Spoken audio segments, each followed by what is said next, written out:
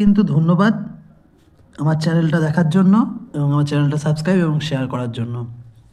আজকে তোমরা অবশ্যই থাম্বনেল থেকে বুঝতে পেরেছো আমি কিন্তু তোমাদের ডেসক্রিপটিভ রাইটিং কিছুদিন আগে কিন্তু মণিপুরের ভিডিও দিয়েছি।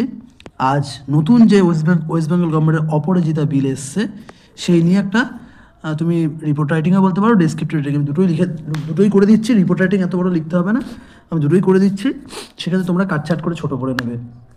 কিন্তু আবারও বলছি, চ্যানেলটা শুরু করার আগে বা ক্লাসটা শুরু করার আগে যে তোমরা প্লিজ আমার চ্যানেলটা সাবস্ক্রাইব করো, শেয়ার করো। দেখো সাবস্ক্রিপশন আর মানে তোমরা যদি সাবস্ক্রাইব করো, শেয়ার করো, তাহলে তো নতুন নতুন ভিডিও আসবে। দেখো তোমাদের অন্য যেসব চ্যানেলগুলো আছে সেখানে কিন্তু ফ্রিতে এত সুন্দর মেটেরিয়াল প্রোভাইড করে না, তো তোমার কাছে পেইড কোর্স নিতে হয়। আমি কিন্তু পেইড কোর্স চালু করিনি বা করব না।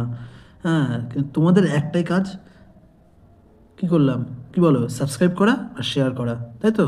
তোমাদের একটাই কাজ, সাবস্ক্রাইব করা, শেয়ার করা, লাইক করা, সেইটুকুনি তোমাদের কাছে চেয়েছি। তোমরা অবশ্যই, আমি জানি তোমরা করবে, তার জন্য আগে থেকে তোমাদের ধন্যবাদ। আমি আর বেশি না বলে আমি শুরু করে দিই। দেখো ক্লাসটা শুরু করি। দেখো বলেছে, অপরাজিতা বিল পশ্চিমবঙ্গ সরকারের একটি ঐতিহাসিক পদক্ষেপ। দেখো নিজস্ব সংবাদদাতা, এরকম লিখবে তোমার নিজস্ব সংবাদদাতা, 10ই জানুয়ারি, যেহেতু আমি 10ই জানুয়ারি লিখছি। হ্যাঁ, বলছে পশ্চিমবঙ্গ সরকারের প্রস্তাবিত অপরাজিতা বিল নারী ক্ষমতায়ন এবং সমাজের লিঙ্গ সমতার প্রতিষ্ঠা করছে। দেখো আমাদের যেহেতু কি আমাদের সমাজে কি লিঙ্গ বৈষম্যতা আছে, তোমরা জানো আমরা বেশিরভাগ ক্ষেত্রে নারীদের যেরকম আমরা একটু হেয় করে দেখি, নারীরা অনেক সময়, এখন তো তা নেই, এখন নারীরা সব জায়গায়, নারীরা এখন এরোপ্লেনও চালাচ্ছে, নারীরা এখন জেট বিমানও চালাচ্ছে, নারীরা এখন কমান্ডো হচ্ছে, সব হচ্ছে।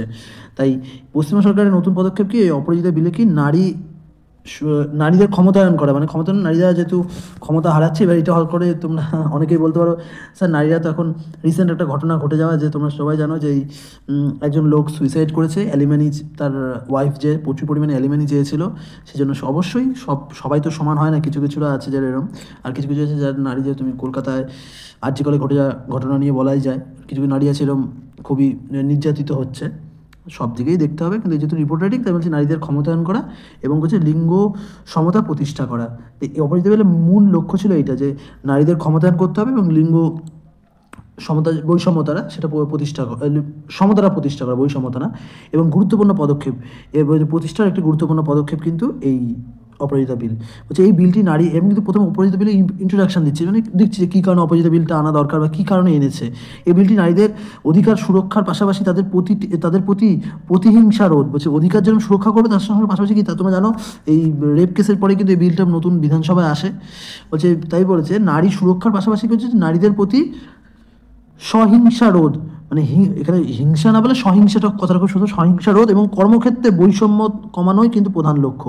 কর্মক্ষেত্রে বৈষম্য হয় নারীদের, যেরকম দেখেছো নারীদের অনেক সময় বলা হয় যে তোমাদের অতক্ষণ ডিউটি করা যাবে না, বা ভারী, মানে ওদের ওই হিসেবে তাদের মাইনাও কম দেওয়া হয়, ঠিক আছে? তাই নারীদের যেই কর্মক্ষেত্রে যে বৈষম্য, সেটা হলো কমানোও কিন্তু প্রধান লক্ষ্য, ঠিক আছে? তাহলে কি বললাম, একটা হলো, আবার বলে দিচ্ছি, একটা দেখো কী মনে হয়, নারী ক্ষমতায়ন, লিঙ্গ সমতা প্রতিষ্ঠা এবং নারীদের অধিকার সুরক্ষা করা, একটা হলো সংহিতা রোধ, একটা হলো কর্মক্ষেত্রে বৈষম্য কমানো। তাহলে এই কটা হলো মেন হলো বিষয়। এবার দেখো সম্প্রতি কলকাতার বুকে আমি আরজি কলেজ, তোমরা লিখতে পারো, সম্প্রতি কলকাতার বুকে ঘটে যাওয়া এক নির্মম নারী নির্যাতনের ঘটনায় মানুষকে ভয়ভীত করেছে, মানে মানুষকে ভয় দেখিয়েছে, ভয় পেয়েছে, সব মানুষই ভয় পেয়েছে, যে সব মানুষের ধরো যেসব বাড়ির ছেলে, মানে বাবা আমাদের মেয়ে আছে, তাদের তো ভয় লাগবেই। যেরকম ঘটনা, শুধু মেয়েদের কেন, ছেলেদেরও এরকম ঘটনা ছেলেদের প্রতি এরকম ঘটনা ঘটতে পারে, ছেলেদের এরকম হয়তো বিভিন্ন রকম ছেলেদের উপর অত্যাচার হতে পারে। হ্যাঁ, যার ছেলেদের ঘটনা তো হয়েছে, তোমার যাদবপুরে যে ঘটনা হয়েছে, যার প্রতি তোমার র্যাগিংয়ের জন্য ছেলেটা মারা গেছে, হ্যাঁ সেটাও হতে পারে। তাহলে প্রত্যেকটা মা বাবা কিন্তু ভয়ভীত করেছে। এই নক্কারজনক ঘটনা ভবিষ্যতে কমাতেই, মানে ভবিষ্যতে রুখতেই কিন্তু আনা হয়েছে এই বিল। মানে এই নক্কার ঘটনা, মানে এই নোংরা ঘটনাটা যাতে না হয়, সেই কিন্তু মানে কমানোর জন্য কিন্তু এই বিলটা আনা হয়েছে। এই বিলের মূল উদ্দেশ্য হলো নারীদের বিরুদ্ধে অপরাধের দ্রুত তদন্ত, নারীদের বিরুদ্ধে অপরাধের দ্রুত তদন্ত করতে হবে এবং বিচার নিশ্চিত করতে হবে। মানে এরকম ধরো তদন্ত চলেই যাচ্ছে 2 বছর 3 বছর, এটা হলে হবে না। এই বিলটা কিন্তু খুব ভালো, এই বিলটা বলেছে যে দ্রুত তদন্ত করতে হবে এবং বিচার নিশ্চিত করতে হবে, বিচার যাতে পায় নারীরা। তারপরে দেখো কি বলেছে, হ্যাঁ কোথায় গেল জানি, বিচার নিশ্চিত করতে হবে। আচ্ছা, এর জন্য বিচার এর জন্য নারীদের জন্য বিশেষ আদালত। আচ্ছা, এর জন্য এটা লিখতে হবে,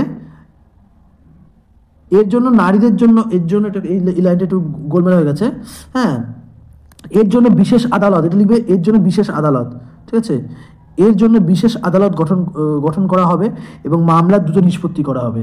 বলছে এর জন্য কি, যে এই যে ঘটনাগুলো, এই ঘটনাগুলো যদি এরকম এরকম বাজে ঘটনা ঘটে থাকে তাহলে কি এরকম এটা মানে বিশেষ আদালত মানে স্পেশাল কোর্ট গঠন করা হবে এবং মামলা দ্রুত নিষ্পত্তি করা হবে। বিশেষ অভিযোগ কেন্দ্র মানে বিভিন্ন যে অভিযোগ কেন্দ্রগুলো, বিশেষ অভিযোগ কেন্দ্র শুধু থানায় না, বিশেষ আরও বিভিন্ন রকম অভিযোগ কেন্দ্র তৈরি করা হবে, খুব দ্রুত পদক্ষেপ যাতে যাতে যাতে খুব দ্রুত প্রশাসন পদক্ষেপ নিতে পারে। ধরো এখন অনেকে থানা যেতে ভয় পায়, তাহলে যদি একটা অন্য বিভিন্ন অভিযোগ কেন্দ্র তৈরি করে সেখানে অভিযোগ করলো এবং যাতে প্রশাসন খুব দ্রুত পদক্ষেপ নিতে পারে। নাহলে অনেক সময় অভিযোগ জানাতে জানাতেই দেখা গেলো 2-3 দিন হয়ে যায়। তার ফলে কি হচ্ছে, রেপ কেসে কি, আর রেপ কেসে 24 ঘন্টার মধ্যে অভিযোগ জানালে তার যে সিমেন্ট বা অনেক রকম পার্টিকেল যেগুলো আছে সেগুলো যদি ঠিকমতো পরীক্ষা করে তাহলে বোঝা যায়। তা অনেকে আছে ভয়ে অনেক কিছুর জন্য অভিযোগ জানাতে পারে না, থানায় গিয়ে জানাবে, পুলিশদের ভয় পায়। যদি বিভিন্ন রকম অভিযোগ কেন্দ্র তৈরি করা হয় তাহলে সেখানে গিয়ে সহজেই জানাতে পারবে অভিযোগ, তাহলে দ্রুত প্রশাসন পদক্ষেপ নিতে পারবে। এর জন্য দ্রুত অভিযোগ, ঠিক আছে, এটাও কিন্তু একটা গুরুত্বপূর্ণ ব্যাপার। এই দেখো আবার বলছি, দেখো এই বিলের মাধ্যমে নারীদের সামাজিক, অর্থনৈতিক ও রাজনৈতিকভাবে সমান অধিকার এবং ক্ষমতায়ন নিশ্চিত হবে। দেখো শুধু কি বলে নারীদের সামাজিক কি করে সমাজে নারীরা সমান অধিকার পাবে, অর্থনৈতিক কাজের দিক থেকে, এবং রাজনীতিতে জানো, রাজনীতিতে তাদের যদি ক্ষমতা দেওয়া হয়, রাজনীতিতে তাদের বিভিন্ন জায়গায় ধরো এমএলএ এমপি পঞ্চায়েতে এইভাবে কিন্তু ক্ষমতায়ন করা হবে, তাদের ক্ষমতা নিশ্চিত করা হবে। ভারতে বর্তমান লিঙ্গ বৈষম্য অবসান ঘটানোর পাশাপাশি নারীদের সমান অধিকার ও কর্মক্ষেত্রে সুযোগ নিশ্চিত করবে। মানে ভারতেও তো লিঙ্গ বৈষম্য দেখা যাচ্ছে, তা হচ্ছে এই বিলটা কি করবে, মানে বর্তমান ভারতের লিঙ্গ বৈষম্য কমিয়ে আনবে এবং নারীদের কর্মক্ষেত্রে সুরক্ষা নিশ্চিত করবে, যে তোমার কাছছাড়াই হবে না, এটা নিশ্চিত করবে। ঠিক আছে, পরের স্লাইডে যাই, দাঁড়াও, পরের স্লাইডে দেখো। এবার বলছে যে এই বিলের মূল যে পয়েন্টটা, এই বিলের মূল যে কি বেনিফিট এই বিল, মানে এই বিল বলছে দেখো সংবিধানের কাঠামোর বাস্তবায়ন। এই বিলটা কি করছে, সংবিধানের কাঠামোটাকে বাস্তবায়ন করবে। তুমি বলে কি করে বাস্তবায়ন করবে, এটাও কিন্তু তোমার পয়েন্ট করে, এখানে আমি শুধু লিখেছি, এটা পয়েন্ট করে আরও লিখতে পারো, এটা পয়েন্ট করে আরও লিখতে পারো, শুধু এখানে পয়েন্ট তুলেছি, এটা কিন্তু ডেস্কে তোমরা এর সঙ্গে সঙ্গে আরও পয়েন্ট যুক্ত করতে পারো। আমি যুক্ত করিনি কেন, পয়েন্ট অনেক বড় হয়ে যাবে, তোমরা এইসব সংবিধান থেকে জানতেই পারো। আমি এটাও বলতে পারতাম কিন্তু আমি লিখিনি কেন, অনেক বড় হয়ে যাবে। ঠিক আছে, দেখো কি করে সংবিধানের কাঠামো কি বাস্তবায়ন করবে, নারী ও পুরুষের সমান অধিকার, নারী পুরুষের সমান অধিকার, আর্টিকেল 14 ইকুয়ালিটি, আর্টিকেল 14 আমাদের কি বলে, সংবিধান আর্টিকেল 14 ইকুয়ালিটির কথা বলে, তাহলে নারী পুরুষের সমান অধিকার, তাহলে ইকুয়ালিটি হয়ে গেল। এবার দেখো আমি হট করে কর্মক্ষেত্রে নারীদের অংশগ্রহণ, তাহলে আর্টিকেল 16 বলেছিল যে নারী ও পুরুষ কর্মক্ষেত্রে সমান মানে অংশগ্রহণ করতে হবে, সমান স্যালারি পাবে, সব কিছু সমান হবে, তাহলে আর্টিকেল 16 অনুযায়ী তাই বলে।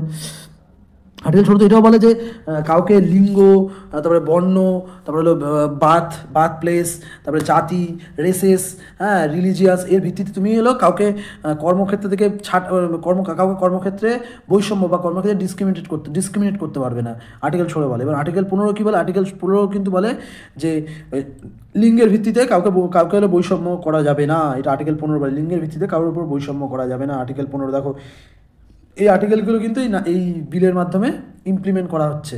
হ্যাঁ, নারীদের বলছে অর্থনৈতিক, সামাজিক ও রাজনৈতিক ন্যায় প্রতিষ্ঠা, আর্টিকেল 39 এর দ্বারা কিন্তু দিতে হবে অর্থনৈতিক এবং রাজনৈতিক। আমি এতক্ষণ বললাম যে ওদের অর্থনৈতিক রাজনৈতিক ন্যায় প্রতিষ্ঠা করতে হবে, ওদের ক্ষমতায়ন দিতে হবে, সেটা কিন্তু আর্টিকেল 39 এতে বলা আছে। এবং দেখো অনেক সময় হয় কি, নারীরা যেসব মেয়েরা যেসব জায়গায় কাজ করে তাদের তো সংসার আছে, তাদের বৈবাহিক জীবন আছে, সেখানে তার স্বামীর সঙ্গে থাকে বা অনেক কিছু, সেইখানে কী হয়, সেখানে নারীরা একটা সময় মা হয়, তা মা হলে কী হয়, সে প্রেগনেন্সি আসে, প্রেগনেন্সির সময় কী হয়, তাহলে নারীরা তারা প্রেগনেন্সির সময় অনেক রকম কাজ করতে পারে না, সেই সময় কী হয়, তাদের ছুটি লাগে, সেই ছুটির সময় কী হয়, অনেক কোম্পানি তারা মায়না কাটে, বা যেহেতু কাজে আসছে না তার জন্য কিন্তু তার মায়না কাটে, বা যেহেতু প্রেগনেন্সি আসলে প্রায় অনেক দিন আসতে পারবে, তাকে ছাঁটাই করে দেয় কাজ থেকে, তাহলে তার কিন্তু কর্মক্ষেত্রে একটা অনিশ্চয়তা রয়ে গেল, যে সেই জন্য অনেক সময় নারীরা প্রেগনেন্ট বা প্রেগনেন্সি বা মা হতে চায় না, বা কাজের যেহেতু সংসারের আর্থিক কারণে বা আর্থিকভাবে পিছিয়ে পড়েছে, তার জন্য সে এবং তার যে হাজবেন্ড তারা দুজনেই কাজ করে, সে একজন যদি বসে যায় ঘরে তাহলে কী হবে, আর্থিক দিক থেকে তারা পিছিয়ে পড়ছে, বা তাদের অর্থ ঘরে কম আসবে। হ্যাঁ, তাহলে সেই সব চিন্তাভাবনা করে যে তারা কিন্তু মাতৃত্বকালীন যে ব্যাপারটা তারা কিন্তু এগোতে চায় না। তো এই আর্টিকেলে কিন্তু সেটাও সুরক্ষা করা হয়। এবং আর্টিকেল আমাদের 42 বলে যে ম্যাটারনিটি লিভ, যেটা ম্যাটারনিটি লিভ বলে, সেখানে গেলে কোনো মা মানে কোনো মেয়ে যদি মাতৃত্ব মানে প্রেগনেন্ট হয় তাহলে তাকে অন্তত 26 সপ্তাহ লিভ দিতে হবে। এবং 26 সপ্তাহ লিভ দেওয়া মানে শুধু ছুটি না, সে 26 সপ্তাহের পেমেন্টও তাকে করতে হবে। 26 সপ্তাহের অনেক রুলস আছে, রুলসগুলো দেখবে তাকে বিগত 1 বছরের মধ্যে ঠিকঠাক কাজ করতে হবে, এরকম রুলস আছে। সেই রুলসগুলো তো আমি এখানে বলবো না, রুলসগুলো অনেক বড় রুলস। হ্যাঁ, এবং 26 সপ্তাহ এবং মোট 26 সপ্তাহ মানে বিফোর প্রেগনেন্সি এবং আফটার প্রেগনেন্সি নিয়ে মোট 26 সপ্তাহ। 26 সপ্তাহ তোমাকে কিন্তু ছুটি পাবে, মোট 26 সপ্তাহ ধরো, ঠিক আছে? 26 সপ্তাহ মানে বুঝতে পারছো, প্রায় 6 মাস ছুটি পাবে, ঠিক আছে? এই 6 মাস কিন্তু সে পেড মানে টাকা পাবে। এবং কি হচ্ছে, এবং সরকার এই মাতৃত্বকালীন এবং সন্তানের যে নিরাপত্তা সুরক্ষা করেই কিন্তু ম্যাটারনিটি লিভের কথা, যদি ধরো যে প্রেগনেন্ট হয়েছে সে যদি কাজ করে তার সন্তানেরও ক্ষতি হতে পারে। তাই এবং এছাড়াও সরকার বলছে কি, সরকার সে যখন ছুটিতে থাকবে সে সময় অনেক কোম্পানি টাকা দেবে না বলবে, সেটাও রুলস করে টাকা দিতে হবে। তাহলে টাকাটা যদি দেয় তাহলে তার মা এবং সন্তান দুজনেই বিভিন্ন রকম মানে তোমার বিভিন্ন খাবার দাবার বা প্রোটিনযুক্ত খাবার বা নিউট্রিশন খেয়েই কিন্তু বেঁচে থাকবে, ঠিক আছে? এইগুলো নিশ্চিত করছে কিন্তু আর্টিকেল 42, ঠিক আছে? বুঝলে? এবার আমি পরের স্লাইডে যাই। পরের স্লাইডটা দেখো, 1 মিনিট দেখো। পরের স্লাইডটা বলেছে এতক্ষণ ধরে কী হলো এটা বললাম। এবং দেখো বলছে ভারতের বৈদিক যুগ থেকেই কিন্তু, আমি একটু বড় করে দিই তাহলে তোমরা ভালো হবে। ভারতের বৈদিক যুগ থেকেই কিন্তু নারীদের অধিকার ক্ষুণ্ণ হচ্ছে। তোমরা জানো আগে কিন্তু যখন আমাদের সিন্ধু সভ্যতা ছিল বা আরও আগে, তখন নারীরা কিন্তু বিভিন্ন সভা সমিতি যেগুলো হতো সেখানে অংশগ্রহণ করতো, ছেলেদের মতোই অংশগ্রহণ করতো। কিন্তু পরবর্তীকালে বৈদিক যুগে নারীদের এই মানে সেটা ক্ষমতাটা আস্তে আস্তে ক্ষুণ্ণ হতে শুরু করে। নারীরা আস্তে আস্তে বিভিন্ন জায়গায় অংশগ্রহণ করতে পারে না। আমরা জানো যে তোমার হলো বৈদিক যুগে, এটা হলো পরবর্তী যুগে নারীদের ক্ষণ হতে থাকে। বৈদিক যুগে অপলা, লোপামুদ্রা এদের নাম শুনেছে, এরা যুদ্ধক্ষেত্র যেত, তারা বেদ পড়তো, বেদের পঠনও করতো। কিন্তু পরবর্তী বৈদিক যুগে আস্তে আস্তে নারীরা এটা না বৈদিক না লিখে পরবর্তী বৈদিক যুগ লিখবে, ঠিক আছে? ভারতের পরবর্তী বৈদিক যুগ থেকে নারীদের অধিকার ক্ষুণ্ণ হতে থাকে এবং নারীদের নারীদের কি শ্রম শক্তির অংশগ্রহণের হারও কমতে থাকে, সাথে সাথে বৃদ্ধি পায় যৌন হেনস্থার ঘটনা। বুঝতে পারছো? হ্যাঁ, নারীদের কিন্তু ওই সময় শ্রম শক্তির হারও কমতে থাকে এবং যৌন হেনস্থা, বিভিন্ন রকম যৌন হেনস্থার ঘটনা। আগে ছিল স্বয়ংবর সেবা হতো, নারীরা নিজের হাজব্যান্ডকে কী করতো, মানে চয়েস করতো যে একে আমি। কিন্তু পরবর্তীকালে দেখা গেল কি আস্তে আস্তে নারীরা আস্তে আস্তে সে অধিকার হারায়, বাড়ির লোক ঠিক করে দেয় তাকেই মহিলাকে বিয়ে করতে হয়। সেটা নটস আ পার্ট। কিন্তু মানে বলছি যে তখন নারীরা কতটা মানে অধিকার ছিল, কতটা সম্মান ছিল, আস্তে আস্তে নারীরা সেটা হারাচ্ছে। এবং কী হচ্ছে, এবং বাড়ছে কি যৌন হেনস্থা। জানো বিভিন্ন জায়গায় যৌন হেনস্থা বাড়ছে। এবং দেখো আরেকটা জিনিস, গুরুত্বপূর্ণ জিনিস, এটা যদি লেখো খুব লেখার মান বেড়ে যাবে। ওই 2024 সালে গ্লোবাল জেন্ডার গ্যাপ রিপোর্ট অনুসারে ভারতের স্থান 29, মানে জেন্ডার গ্যাপ রিপোর্ট মানে ছেলে ও মানুষের যে অধিকার, মানে কে কতটা অধিকার পাচ্ছে, সেখানে কিন্তু ভারতের স্থান 29। 146টা দেশের ভারত অনেকটাই পিছিয়ে। 146টা দেশের মধ্যে ভারত কিন্তু 29 স্থান অধিকার করছে। এবং দেখো বলেছে, এবং আরেকটা জিনিস বলছে পিরিয়ডিক লেবার ফোর্স সার্ভে, ঠিক আছে? পিরিয়ডিক লেবার ফোর্স সার্ভে অনুসারে 32.8% অংশগ্রহণ করছে নারীরা, মানে কর্মক্ষেত্রে 32.8%, মানে সেখানে ছেলেরা 68%, ছেলেরা যেখানে 68% করছে, মেয়েরা সেখানে 32% অংশগ্রহণ করছে। মানে অনেকটা, প্রায় ছেলেরা তার দ্বিগুণ অংশগ্রহণ করছে। তাহলে এখানে একটা বৈষম্য রয়ে যাচ্ছে। এই বৈষম্যগুলো কিন্তু কমানোর জন্যই সরকার এই বিলটায়, শুধু বৈষম্য কমানো না, যে নারীর উপর যে হেনস্থা হচ্ছে, নির্যাতন হচ্ছে, ধর্ষণ কেস হচ্ছে, সেইটাও কিন্তু যারা কনভিক্ট, যারা অ্যাকিউজড তাদের কঠোরভাবে শাস্তি দেওয়ার জন্য কিন্তু সরকার এই বিলটা এনেছে। এবং দেখো এই বিলের গুরুত্বপূর্ণ বিষয়, এবার আছে বিলের গুরুত্বপূর্ণ বিষয়। এতক্ষণ ধরে বিলটা কেন এনেছে, কি দরকার, নারীদের হিস্ট্রি, ব্যাকগ্রাউন্ড সব বললাম, যে কি কেন আগে নারীরা কেরম ছিল, এখন কেরম। এবার এই বিলের ব্যাকগ্রাউন্ড দেখো। 1 নম্বর বলেছে কি,